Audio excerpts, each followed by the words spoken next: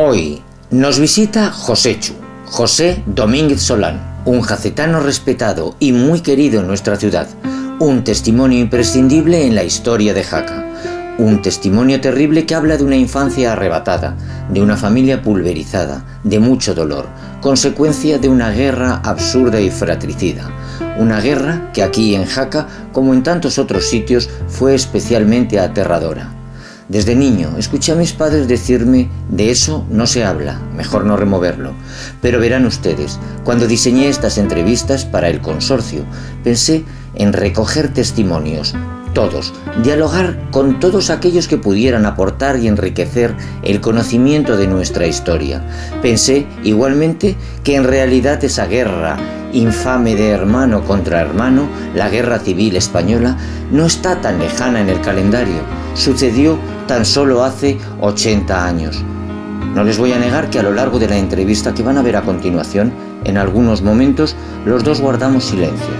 Los dos estábamos profundamente emocionados, mientras la cámara seguía grabando.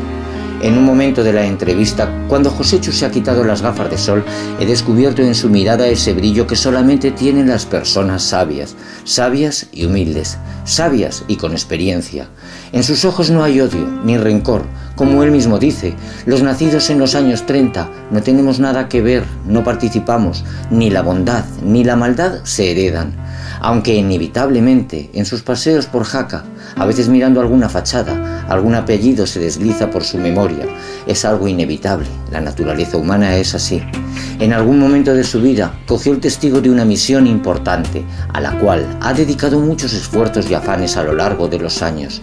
Transmitir un testimonio de vida, una impagable lección de historia, con un único objetivo: pongamos cordura para que nunca más vuelva a suceder esa tragedia. Dialogad, sobre todo dialogad, por lo que sea, siempre dialogad. Hoy, en Diálogos desde la Fortaleza, Joséchu Domínguez Solán. Joséchu. Muy bien, Joséchu Domínguez, vamos a comenzar este viaje con los recuerdos de la infancia. ¿Cuáles son tus primeros recuerdos? Mi primer recuerdo... Puedo tener alguno anterior, ¿no? Pero yo creo que más bien pueden ser sueños que realidades. Hay un recuerdo nítido, totalmente nítido, que es el 7 de enero de 1941. El 7 de enero de 1941 muere mi hermana Pilín. Éramos 5 hermanos y ella era la primera. Había nacido el año 20, mi hermana había nacido el año 21. Juan, que fue el que me crió a mí. Muere Pilín, como digo, y muere en el primer piso de Casa Fao, donde estábamos arrendados, porque el chalet donde habíamos nacido había habido que venderlo, puesto que no entraba ya ningún dinero en casa. Suspendidos de empleo y sueldo mis dos padres, que eran telegrafistas, fusilado mi padre, muerta mi madre en el 36, muerta mi madre en el 38, Pilín muere con 20 años de una diabetes el 7 de enero de 1941. Pilín, se habla mucho de los muertos, pero claro, a veces no hablamos de los vivos. Pilín tuvo que sufrir mucho. Pilín era la mayor, como digo, se encontró con la muerte de su padre y de su madre, y además mi madre, como digo, no había ningún ingreso, tuvo en un momento determinado que guisar en casa para los golpistas.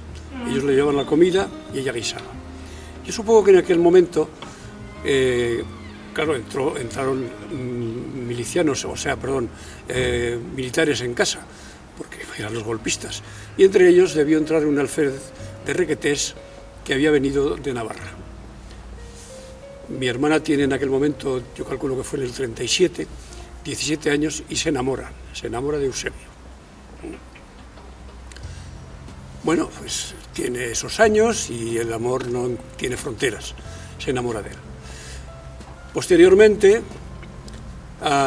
ya va pasando el tiempo, en el 38, como digo, muere mi madre, y a continuación, vendido el chalet, vamos a vivir a Los Porches. Ahí muere Pilín el 7 de enero de 1941. Pilín, no es que de su diabetes podía haber tenido cura y haber vivido muchos años, pero Pilín no quiere vivir. No quiere vivir, no se cuida, y así me lo dijo en una ocasión, en un velatorio precisamente en el chalet que había sido nuestro, el velatorio del padre de un amigo, me lo dijo Eduardo, que era vecino nuestro, de la familia del cafetero, que en Jaca fue conocida, y todavía existe gente de aquella familia, y me dijo Eduardo en aquel velatorio, ya ves que en los velatorios se habla mucho, por lo menos se hablaba, y me dijo: Joséchu, tu hermana Pilín no se murió, se mató. Aquel día, claro, a los niños, cuando muere alguien en casa, los sacan de casa. No se quedan en casa, está ahí el muerto y los sacan de casa. Yo tenía 5 años y me llevan a casa de una familia conocida. Yo recuerdo que dejo el balón que me han traído los Reyes, porque el 7 de enero, el día anterior había sido Reyes, lo dejo encima de la cama con mucho pesar, pero me voy a casa de esa familia amiga. Tengo el recuerdo nítido, es una habitación cuadrada, la ventana de donde entra la luz está al norte, en el centro hay una estufa de serrín que calienta la estancia. Los nombres van a ser ficticios, aunque todo es real. Teresa, la mujer de la familia, que es de la edad más o menos de Pilín, y son amigas, me está dando conversación, y sube su marido Antonio, que tiene el negocio abajo. Sube, y Teresa le dice: aquí está Chechu, me llamaban Chechu entonces, diminutivo de Joséchu, que se ha muerto Pilín. Antonio no es muy fino hablando, es un poco brusco, y dice: bueno, el otro día estuvo aquí, se tomó un café con leche y unas galletas, como diciendo, ¿cómo se toma eso una diabética, no? Y Teresa le dice: tengo que ir al entierro. No, tú al entierro no vas a ir. Pero hombre, Antonio, que voy al entierro, que éramos amigas, que somos amigos de las familias, que tú no irás al entierro. Y hemos terminado. Ese es mi primer recuerdo, eso se quedó grabado.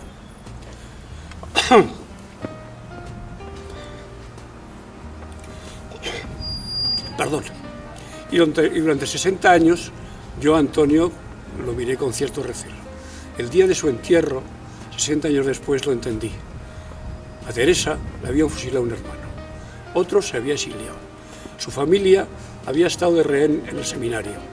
Su padre se salvó de milagro porque pertenecía al Concejo del Partido Popular, que entró en febrero del 36, donde todos prácticamente fueron fusilados. Su padre, seguramente se dice que porque tenía una serie de habilidades, entre ellas sabía llevar muy bien una serrería.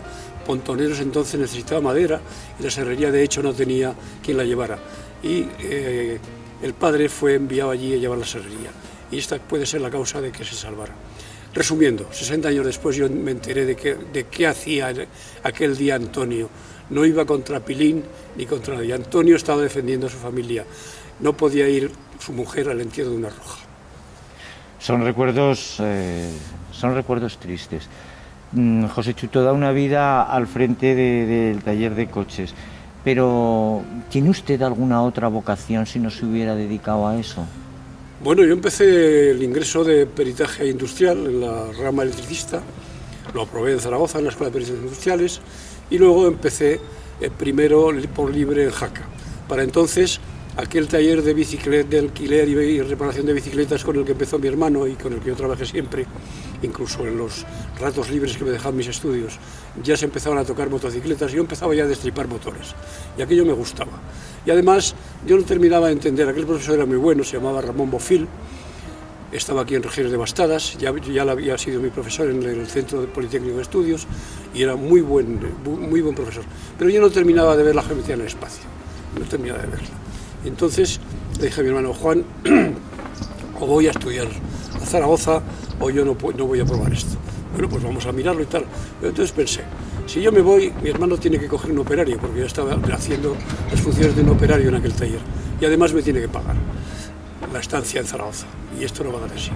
Dije, lo dejamos y yo seguí reparando motos, luego reparando cuestiones eléctricas, siempre me gustó mucho la electricidad. Finalmente, como sabes, terminamos con la agencia Renault. Y esa fue mi vida profesional. ¿Y fue una vida rica, porque continuamente estaba haciendo cursillos, continuamente estaba aprendiendo. Pasamos del freno de varilla al freno electrónico, en fin, hubo una serie de evoluciones que yo las viví, que fueron agradables. Bueno, vamos a hacer un pequeño inciso para preguntarle a un profesional como tú qué piensa de los coches eléctricos. ¿Se van a imponer de verdad y en poco tiempo? Se van a imponer, sí, claro. Se van a imponer. Lo que pasa es que a los coches eléctricos, una de las cosas que yo creo que tienen que inventarles es un ruido. Ajá. Porque si no, va a ser un desastre. Tú no te enteras cuando viene un coche eléctrico por detrás. Y además van como flechas, porque tienen mucho más reprise que un coche de gasolina a la misma potencia, incluso con menos potencia. Yo creo que sí que se van a imponer, bueno, porque estamos con el tema de la ecología y no tenemos más remedio que quitar los hidrocarburos de por medio y muchas otras cosas, y el coche eléctrico va a ser uno de ellos. Y además van de maravilla, y no están ya en el mercado porque hay grandes trus que no les interesa, que quieren seguir gastando petróleo. Bueno, lo importante es que se conviertan en algo más asequibles. Pero, Joséchu, una vida que ha transcurrido siempre en Jaca, ¿en algún momento de su vida pensó, no sé, nuevos horizontes, ir a vivir en alguna otra ciudad o no?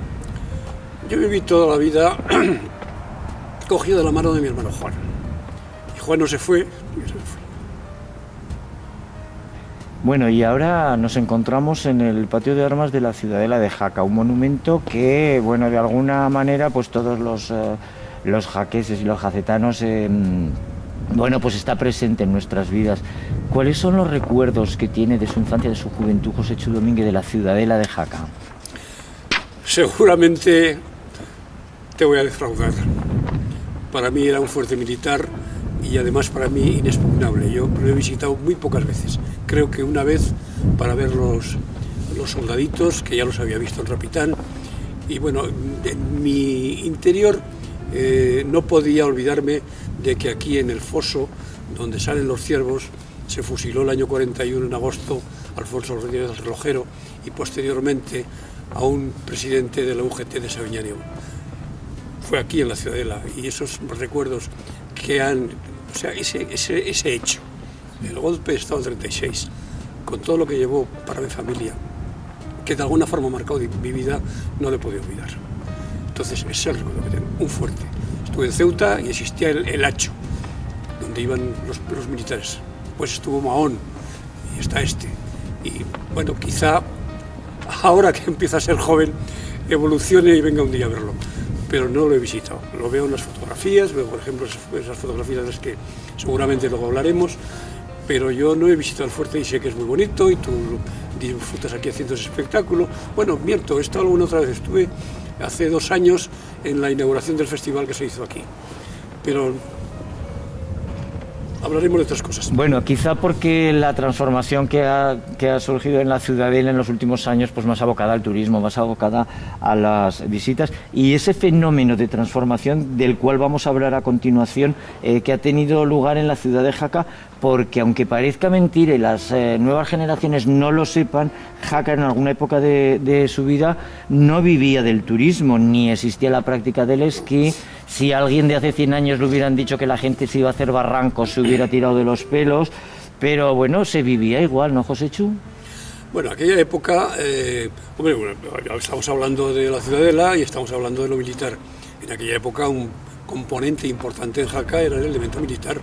Había todos los años, no recuerdo cuántos, pero 1000 o 2000 o más soldaditos que venían, que les mandaban una pequeña cantidad a sus padres, pero que gastaban todos, y lo gastaban los oficiales y tal, o sea que el elemento militar le da mucha vida a Jaca.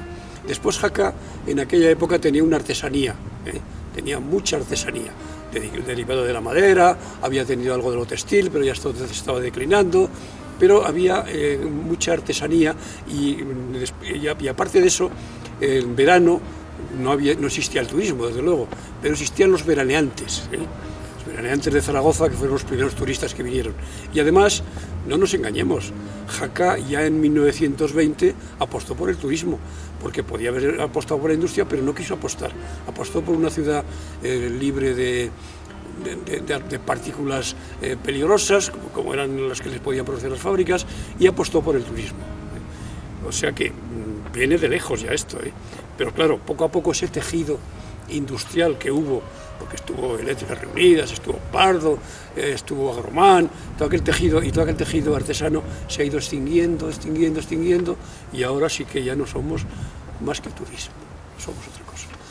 Dependemos de la nieve, del buen tiempo, del paisaje y de si sabemos o no sabemos tratar bien a los que nos vengan a ver. Y yo creo que una de las cuestiones que ha hecho de Jaca una ciudad agradable ha sido la peatonalización. Creo que eso ha sido fundamental, porque yo muchas veces pensaba, y lo he escrito, como lo escribía Rosa María Serrano, que era una adelantada en este tema, pero ¿cómo va a venir la gente de las ciudades donde está amontonado, donde no puede aparcar el coche, donde no puede moverse con el niño? ¿Cómo va a venir a Jaca si se encuentra igual o peor? Y ese era el Jaca de entonces. Una señora, una madre, no podía ir con el niño por la acera porque no cabía, o le estaban atropellando los coches. Eso ha cambiado con la peatonalización, esa peatonalización que los comerciantes temían y que al final se han dado cuenta que es en este momento una forma de acrecentar su negocio, porque la gente pasea y mucha gente. Yo tengo mis hijos, por ejemplo, viven en la capital de España, como sabes, en Madrid, y en cambio corren muchas veces aquí. ¿Por qué? Porque tienen tiempo, pasean y ven las tiendas, y ese es el tema. Y no hemos perdido esa capacidad que se dice de coger un capazo, y al final es como la sal de la vida, algo que en Madrid no se puede hacer de ninguna de las maneras. Seguimos cogiendo capazos. Vamos con media hora de tiempo a un sitio determinado, y cuando nos hemos dado cuenta llegamos tarde, pues nos hemos encontrado con Perico, con Juanico, con Manolito y con Manolica. Pues lo que decía, la sal de la vida. Sí. Bueno, si me lo permites, nacido en la década de los años 30, mediados de los años 30, y conocedor, lógicamente, pues de todas las décadas hasta la actualidad. Si yo te permitieras coger una década a lo largo de tu vida, desde esos años 30 hasta la actualidad, ¿por cuál te decantarías? Pues yo creo que por los 60. En los 60 me casé, en los 60 formé mi familia, en los 60 ya se centró el negocio que teníamos con mi hermano, y me centré yo también. Yo creo que los 60 fueron... Ha habido épocas después muy bonitas para mí, pero yo creo que los 60 sería la época que me centraría. Muy bien, pues vamos a hablar a continuación de un hombre inquieto en la era digital, en la época de las redes sociales, a la cual dedicas un buen tiempo, y además de una manera muy constructiva, investigando y compartiendo esa investigación a través de tu página de Facebook Viejo Aragón, lo cual además, pues lo que te decía, es un gesto de generosidad, porque nos enteramos de cantidad de información, de fotografías. Bueno, tu archivo debe de ser increíble. El archivo es amplio, porque ya lo heredé de mi hermano Juan, que le gustaba mucho la fotografía y tenía un bonito archivo. En aquella época también el Centro de Iniciativa y Turismo, un poco influenciados por mi hermano Juan, por esto que te digo, por esta afición que tenía, llegó aquí un tal señor que yo creo que se apellaba, no recuerdo el nombre, pero era Herranz, que todavía están aquí sus hijos. ¿Te suena, Herranz? Sí. Bueno, pues este era un gran fotógrafo, y hicimos varias exposiciones fotográficas en el Centro de Iniciativa y Turismo, y aquello también me movió hacia esa afición. Entonces, cuando Juan murió, o antes ya me había dado mucho archivo, siempre cuando él encontraba algo nuevo me lo pasaba a mí, y he ido cogiendo. Y luego, pues no te voy a engañar, he cogido muchas cosas de libros, porque para eso tenemos ahora la digitalización, que lo podemos grabar y guardarlo nosotros. Normalmente suelo decir de dónde viene. Además, como yo nunca lo hago por una cuestión crematística, pues no creo que nadie tenga problemas en que yo coloque una foto de un determinado libro, como colocaré dentro de 4 días de algo que vamos a hablar luego, citando la fuente, ¿no? No creo que a nadie le pueda molestar. Hay un archivo muy bueno de Juli Soler y Santaló, que está en el Círculo Fotográfico de los Excursionistas de Cataluña, que en un momento determinado lo vi, y vi que tenían un email, si alguien quería pedir permiso, y pedí permiso. Dije para que las haya empleado, me dijeron que libremente, que no había ningún problema.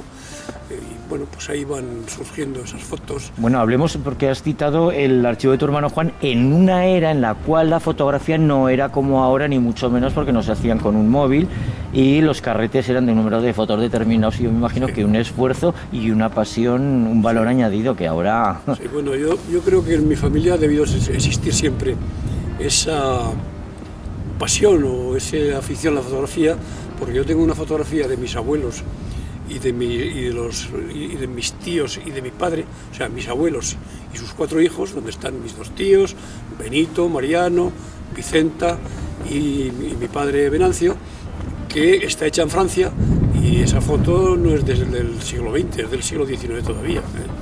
Luego creo que había ahí una afición que Juan la heredaría, y Juan siempre llevaba una máquina encima, Juan siempre estaba haciendo fotografías. Me gustaría, Joséchu, que compartieras con nosotros, pues yo me imagino en casa, pues visionando, ordenando ese archivo, no sé, algún pequeño descubrimiento que especialmente te llamó la atención, pues no sé, de una fotografía, sí, de una noticia. Sí, te lo voy a decir rápidamente. Te he dicho antes que mi hermana Pilín se enamoró de un alféizar de los Requetés. Los Requetés, hay un bando del alcalde de la época, y ahora llegan nuestros amigos navarros, los Requetés, que vienen a ayudarnos en esta labor que tenemos en este momento. La labor ya sabemos cuál era, ¿no? Bien, bueno, pues eso ocurrió porque lo que te he dicho, era una niña y se enamoró. Bueno, cuando yo no tengo grandes cosas de mi familia, pero muy pocas cosas. Pero cuando muere mi otra hermana, Vicenta, que vive en Barcelona, las mujeres siempre guardan cosas. Mi cuñado me trae todo lo que mi hermana Vicenta tenía de casa. Me trae cartas, que es de donde yo he sacado, porque a mí nadie me ha contado que mi hermana se hubiera enamorado de un alférez de Requetés. Yo lo he visto ahora por las cartas que me trajo mi cuñado, que guardaba mi hermana. Yo he visto fotos de Eusebio, se ve a Eusebio, por esas cartas.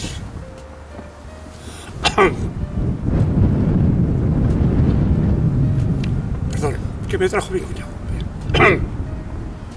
Y entonces, en una de esas fotografías, una fotografía de 4x4, yo la escaneo, y claro, tú sabes la resolución que tienen aquellas fotos de blanco y negro, tienen, no sé, a lo mejor 3000 veces más resolución que estas porquerías que hacemos ahora, no con el móvil, incluso con las máquinas, ¿eh?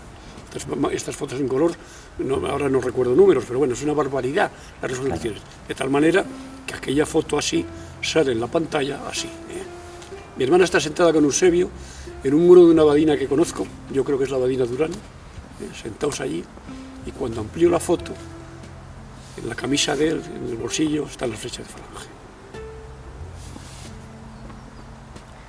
Bueno, pues gracias por compartir con nosotros desde la emoción recuerdos de una vida. Vamos a algo, no sé si más alegre o no, pero ¿cuál es el sonido, la balada, la canción que en algún momento ha marcado tu vida por alguna razón? Mira, últimamente Safeito de Noy, de Lera, ya sabes que es un cantautor de hecho, vamos, un compositor y que pertenece a la banda de Daval de hecho, esa canción me emociona. ¿Y el paisaje, cuál es ese lugar más bonito que has rememorado más veces? ¿Te parece que es un paisaje...? Yo tenía 5 años también, 5 o 6 años.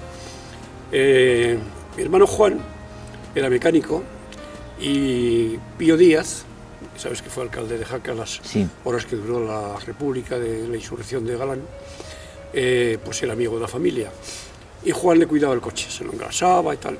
Como compensación, pues decía, oye, pues vete el domingo con él por ahí, ¿no?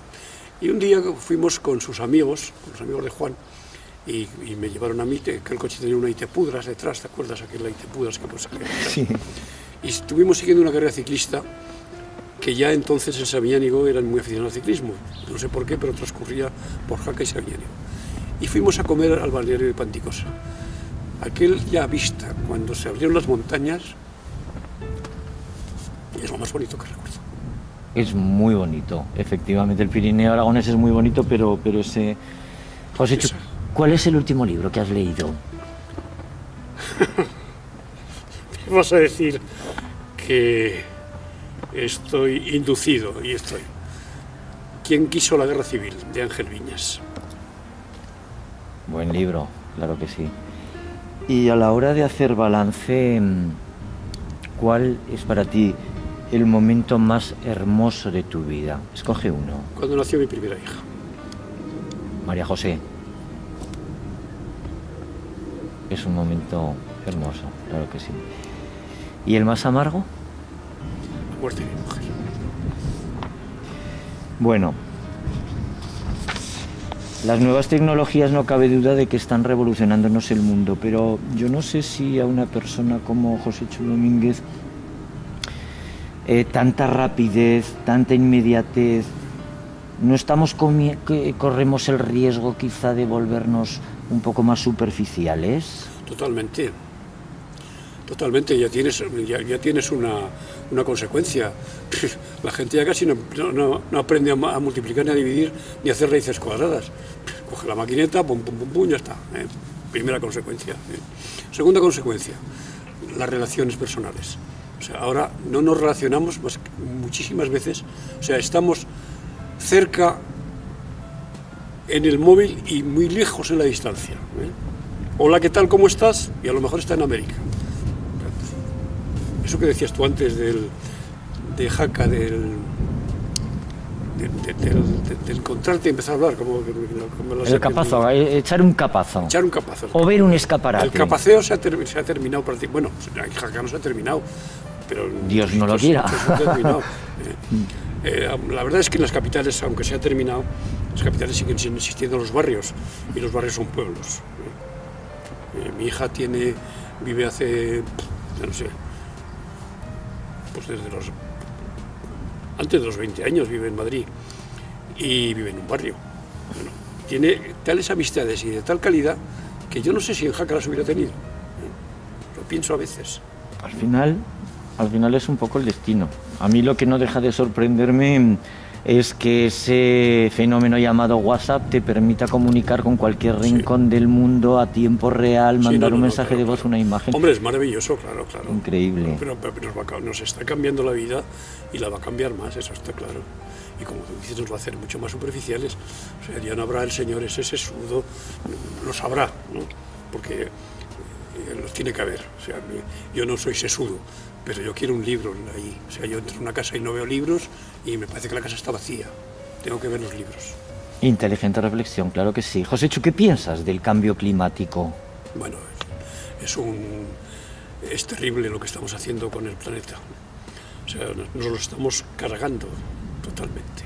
Y no nos damos cuenta. Y además, bueno, que haya señores que están mandándonos, o sea, que son los que nos gobiernan y que digan que eso es una patraña,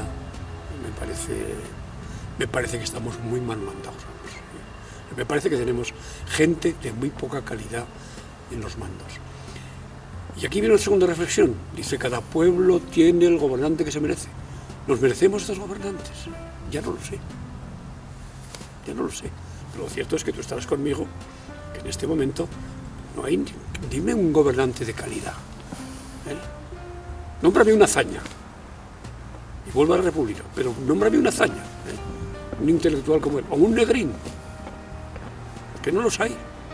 No, y incluso... No sabes, a mí cuando me dicen ahora, la Tercera República, primero digo, ¿dónde están los republicanos? Y segundo digo, ¿quién nos va a dirigir? Quizá porque además, los tiempos cambian. Yo revisaba no hace mucho los discursos en el Parlamento en los años 30, en los años 20, revisaba pues en concreto uno de Miguel de Unamuno y independientemente de la ideología política era la redacción, el concepto, el motivo, el respeto y el placer de oírlos porque se veía una cierta elaboración. Joséchu, vamos a un poco de broma, vamos a aligerar. Si yo te pregunto quién es Terelu Campos, ¿me lo sabrías decir? Pues hombre, una más de estas comediantes que salen en las revistas de sociedad y en las tertulias. Con todo respeto, pero bueno. No, pero bueno, yo, si me lo permites, apostillo que no haya hueco para gente que hace cosas tan artísticamente tan potentes de música, de teatro, de literatura, y que sin embargo estemos invadidos por eso, pues bueno, a mí me parece... Pues es lo mismo que estamos hablando. Estamos en un mundo de mediocres. Pues efectivamente, si lo trasplantamos, así es. Bueno, vámonos ahora al año 1903, en el cual Alfonso XIII, exactamente el 2 de septiembre, visitó Jaca, visitó la ciudadela. Las calles se engalanaron de una manera espectacular. Si estoy dando todos estos datos es porque me he documentado en una de esas últimas entregas de tu página del Viejo Aragón, viendo, pues por ejemplo, la entrada de la ciudadela con un castillo que yo me tuve que coger la lupa porque no me lo podía creer. Y unas personas ahí vestidas de trajes típicos, ansotano y cheso. Sí. Bueno, pues Alfonso XIII es coronado rey a sus 16 años y una de las primeras cosas que decide es venir a ver Navarra, las montañas de Navarra y las montañas de Aragón, porque dice o es donde empezó la Reconquista, ¿no? Y viene a ver, está en Estella, a ver las montañas de Navarra, y posteriormente viene a Jaca y ve las montañas de Aragón. Y hay un hecho curioso de esta vida que estamos viviendo ahora, donde el que no piensa como tú es un enemigo. Ya no es, antes era un adversario, ahora es un enemigo, y ahora hay que odiarlo, ¿no? No hay que andarse con tonterías, porque hace poco, por ejemplo, no recuerdo el nombre, el inglés este que está con el Brexit, ¿no? Cuando ya se van, dice, quiero a Europa pero odio a la Unión Europea, o algo así, ¿no? Sí. O lo uno o lo otro, ¿no? Odio. Bueno, ¿cómo estamos aquí, no? Bueno, hay una anécdota que, si me lo permites, voy a rememorarla porque me lo contaste cuando preparábamos un poco esta entrevista, y es que en esa visita que hace Alfonso XIII de pronto se hace una excursión a San Juan de la Peña. Sí, es lo que te iba a, ¿Quién, cómo y cuándo? ¿Qué sucede? Cuéntalo. Es lo que te iba a contar ahora, pero con este intermedio se me ha ido. Porque claro, las neuronas están donde están. Bueno, ¿qué va? Sí, efectivamente, el Alfonso XIII viene aquí y quiere ir a San Juan de la Peña, por supuesto, es un motivo importante y diría yo casi que único, ir a San Juan de la Peña. Claro, para San Juan de la Peña entonces, desde Esculabolsas o desde Atarés hay que subir en mulo, no hay otra forma de subir. Y aquí en Jaca hay un señor que se llama Fermín Díaz, que es el padre de Pío Díaz, que tiene los mejores mulos de montaña de toda la región. Y este señor le cede su mejor mulo al rey, y todo el séquito del rey se aloja en el Hotel Pradas, que es el que dirige el señor Díaz, porque Díaz está casado con una Pradas, de ahí viendo de Pradas. Ajá. O sea, que no siempre ha sido esto así. O sea, es el importante. republicano tiene el fair play de decirle, sí señor, aquí tiene usted mi mejor mulo, yo estoy con él. Y lo verás en las próximas fotografías que voy a poner, montado en su mulo, con un sombrero de campero, visitando esta zona, visitando Confrán, visitando Villanúa, porque me han regalado un libro hace poco, que es un libro curioso, también pondré en la portada, que dice cosas y chistes o chazas de Aragón. Y yo de momento lo veo, nada más tengo una ilusión, pero empiezo a leer, coño, y veo que hay un capítulo dedicado a la visita de Alfonso de Jaca, donde hay unas fotos que yo no las tengo. Y creo que, bueno, hombre, las fotos son de un tal, creo que es Pajés, y creo que han salido en el Heraldo de Aragón, pues ahí estarán en la hemeroteca del Heraldo de Aragón, pero yo no las he visto publicadas, y las publicaré, claro. La verdad es que es emocionante. Bueno, vamos a hablar ahora de una página muy, muy negra de la historia de España, es la Guerra Civil. Sin ninguna duda es una guerra fratricida entre hermanos, una guerra que nunca debió de suceder. Tú antes decías que de alguna manera esa guerra ha condicionado tu vida, tu tiempo y tus afanes, y has investigado sobre ese tema. Permíteme que parafraseándote a ti mismo, diga la frase: los nacidos a mitad de los años 30 no tenemos nada que ver, no participamos, ni la bondad ni la maldad se heredan. Quiero decir con esto que todos tenemos apellidos en la cabeza de aquella época y hay descendientes en Jaca, ¿no? Y yo jamás miraré de mala manera a esa gente, porque no tiene nada que ver con lo que fueron sus padres o sus abuelos, porque no se hereda eso, en absoluto. Eso lo tengo clarísimo, lo he dicho siempre y lo seguiré diciendo. Pueden ser mis amigos, lo son o no lo son, pero pueden serlo y no hay nada que ver de aquello. Ahora bien, yo no puedo evitar andar por Jaca y andando por una calle, pasando por una casa, se me cae un apellido, y con ese apellido se me caen otras cosas. No lo puedo evitar. No lo puedo evitar. ¿Eso quiere decir que odio? No, en absoluto. Creo que el odio es un sentimiento que denigra mucho más al que lo tiene, al que odia, que al odiado. Por tanto, yo jamás odiaré a nadie. Ni odio, ni odiaré a nadie. Ahora, esto que te digo no lo puedo evitar, y no es ni bueno ni malo, pero hay veces es malo porque me ha ocurrido, pero hay veces que yo digo, y cojáseme lo que voy a decir con pinzas y un poco como anécdota o como charada si quieres, pero hay veces que digo que yo con Jaca tengo una sensación de amor-odio, ¿eh? De amor porque soy de Jaca de toda la vida, y de odio, que no es odio, pero hay algo ahí que cuela, porque aquí pasó lo que pasó, ¿eh? O sea, esta era una población de 5.600 habitantes, y un buen día, bueno, yo tengo el caso de un señor, era militar, tenía otra profesión, pero no voy a decir para no identificarlo. El matrimonio era amigo de mis padres, venía por el chalet, se entraban al jardín, se tomaban sus cafés, tal. Bueno, y después él se quedó en un bando y mi padre se quedó en el otro. Cuando murió mi hermano, el hijo mayor de aquel chico le dijo a mi sobrino: mi padre vivió toda la vida con el pesar de no haber podido hacer nada por su padre. ¿Qué pasó en aquel momento? Es que aquellas ordenanzas que se dictaron, que tú supongo que habrás leído, sí, decían: hay que exterminar el enemigo y sembrar el terror. Y el que dentro de nuestras filas se muestre débil, hay que acabar con él también. Ese no nos sirve. Claro, la gente tenía miedo a interponerse. Hay personas de esta población, y voy a decirlo con nombres y apellidos. Enrique Bayo es alcalde de Jaca, lo nombran alcalde de Jaca en aquel momento. Como sabes, era teniente coronel en la escala pasiva, o sea, se había licenciado con la ley de hazaña. Y este hombre pide ir al frente.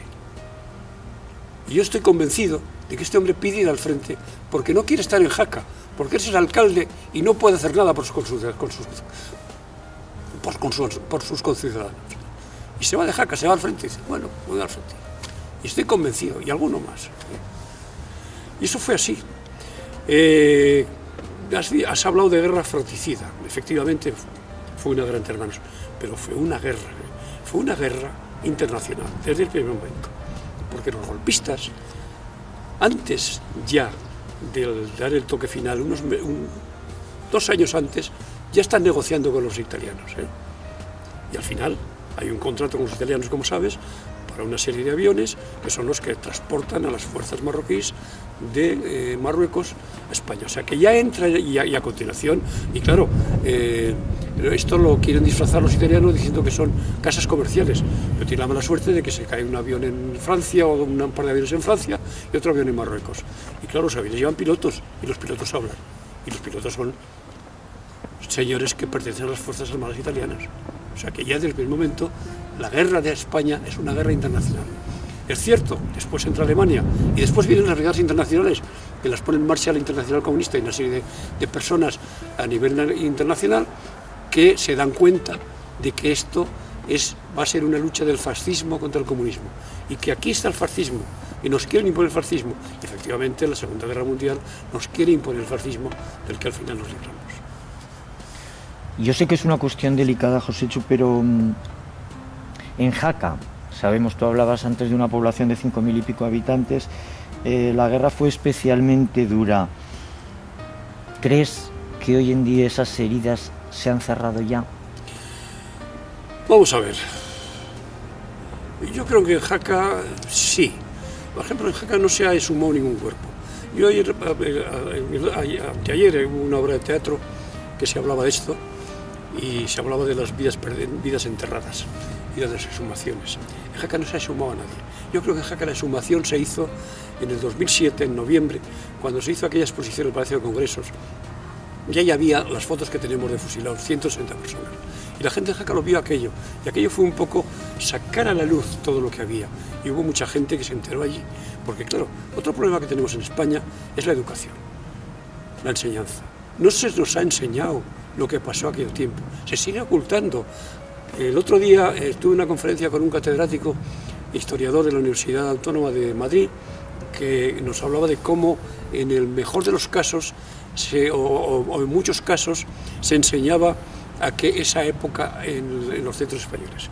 Y el esquema era el siguiente: República, Segunda República, termina, golpe de Estado, dictadura franquista, cogemos España deshecha porque la ha deshecho la República, la vamos moldeando económicamente, hacemos relaciones internacionales, y el final, ¿qué es?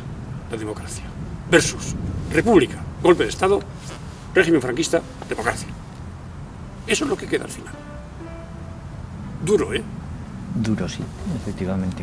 Para dejar un poco y abordar otros temas, déjame concluir con... Perdóname un momento. Sí, hemos hablado de... por Dios. Creo que en Jaca se ha cerrado.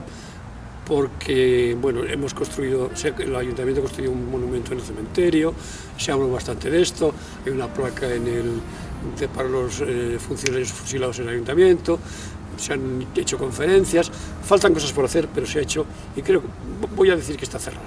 Ahora bien, a nivel español no está cerrada. ¿Por qué?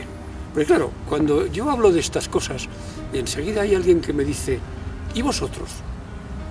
¿No matasteis vosotros? ¿No quemasteis iglesias? Claro que quemamos iglesias, claro que matamos. La República fue agredida y se defendió. Y yo con esto no justifico las muertes, en absoluto. Y creo que una muerte de aquellas es igual que una muerte nuestra. Hay una persona que se muere, una persona que desaparece, una familia que sufre. Exactamente igual. Ahora bien, cuando termina la guerra y llega la victoria, que no la paz, en la gestión de la paz, el régimen franquista fusila a 50.000 personas más. ¿Esto qué es? ¿Justicia o venganza? Vamos a llamarlo justicia, pero hay justicia, ¿eh? Han muerto muchas personas, los republicanos han matado gente, han quemado iglesias, y después hay una represión durísima con la causa general, que en 5 o un poco más años, o 10, se fusilan a 50.000 personas. Y el año 74 todavía se están fusilando personas. Luego hay justicia, vamos a llamarlo justicia. ¿Qué justicia hemos tenido los que nos mataron a nuestros padres? ¿A quién se ha declarado culpable? ¿A quién se ha juzgado? ¿Se ha juzgado a alguien? ¿Se sigue negando por mucha gente? Pues esta es la cuestión. Y en cualquier caso, frase tuya es también la de pongamos cordura para que nunca más vuelva a suceder esa tragedia. Lo digo, pero eso no quiere decir que no diga lo que pienso y diga lo que ocurrió. Pero hay que poner cordura, porque claro, yo no puedo, los sentimientos que yo pueda tener no se los puedo dejar en herencia ni a mis hijos ni a mis nietos. O sea, hay que terminar ya con esto. Pero hombre, el Estado, y ya no había hablar del Estado de todos los ideales, porque ha estado, no voy a hablar de partidos, pero ha estado derecha, ha estado la izquierda, nadie le ha puesto veto a esto. Nadie ha dicho, bueno, tiene que terminar. Hay que anular estos juicios que fueron juicios falsos, nadie lo ha hecho, ni la izquierda ni la derecha, y eso sigue ahí. O sea, no ha habido justicia, y algún día alguien la tendrá que hacer. En el Parlamento, cuando se ha intentado decir lo que fue la guerra civil, siempre ha habido un partido o dos que o sea, no ha habido unanimidad, yo creo que ahí estamos. O sea, Francia cerró sus heridas, Alemania cerró sus heridas, Argentina cerró sus heridas, Chile cerró sus heridas, Rusia no los cerró, como nosotros. O sea, que estamos a nivel de los países subdesarrollados y de Rusia. No hemos cerrado nuestras heridas. A nivel nacional no hemos cerrado nuestras heridas. Esa es mi opinión, mi humilde opinión. Bueno, nuestro siguiente epígrafe es una línea en blanco para que digas o respondas cualquier pregunta o cualquier cosa que a lo largo de esta entrevista, algún tema que no hayamos tocado y que sin embargo te gustaría dejar. Yo creo que hemos tocado bastantes temas y no sé, no, pues únicamente que lo que has dicho tú, que cerremos de una punta de estas heridas y nos miremos a la cara, a los ojos, francamente y con afecto, ¿no? Ni siquiera con ganas de decir tú me hiciste o tu familia me hizo. Dejemos eso ya en paz y una vez. Eso es lo que me gustaría. Una gran reflexión. Bueno, vamos a jugar ya para concluir un poco con la ciencia ficción. Voy a pedirte lo que en el argot llamamos unos totales, es decir, unas frases que a continuación permanecerán en el disco duro, en el pendrive, en la nube, a saber dónde, y que casualmente en una investigación dentro de 200, 300 o 400 años alguien las va a encontrar. Déjales un mensaje. Aprender de lo que vivimos. No creéis nunca que tenéis la verdad. Respetar al contrario y sobre todo dialogar. La única forma de entenderse. Somos seres racionales y tenemos el don de la palabra. Dialoguemos. Es fundamental.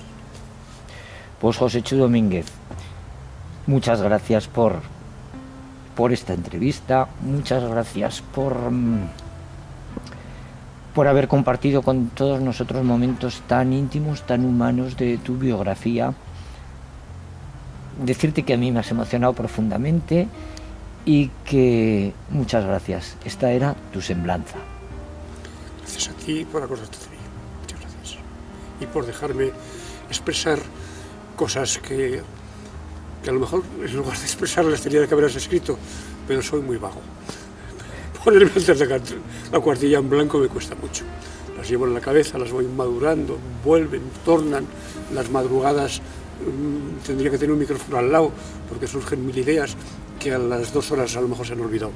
Pero bueno, te agradezco mucho que me hayas dado esta oportunidad. Dame un abrazo porque me has emocionado, de verdad. Ha sido muy bonito porque yo todas estas historias las he oído contar. Hoy hemos conocido la historia del balón que Chechu no pudo estrenar aquel difícil 7 de enero de 1941, que creció sobre todo al abrigo de su hermano Juan, que el paisaje más bonito que vio nunca fue aquel que se abría entre las montañas, camino del balneario de Panticosa, nada más y nada menos que en el automóvil de don Pío Díaz. Y por cierto, que pronto se implantarán los coches eléctricos, que el momento más amargo de su vida llegó con la ausencia de su mujer, y el más dulce fue cuando nació su primera hija, María José, que su década preferida son los años 60, fue cuando sucedieron tantas cosas, que la melodía de su vida se impregna de la canción S'afeito de Nuey. Pero sobre todo, hemos aprendido que hay que poner cordura para que nunca más vuelva a suceder una tragedia semejante, y que la única vía es el diálogo, el consenso. Gracias por tu generosidad, Joséchu, y por tu esfuerzo. Y sí, eres un hombre bueno, un hombre cabal.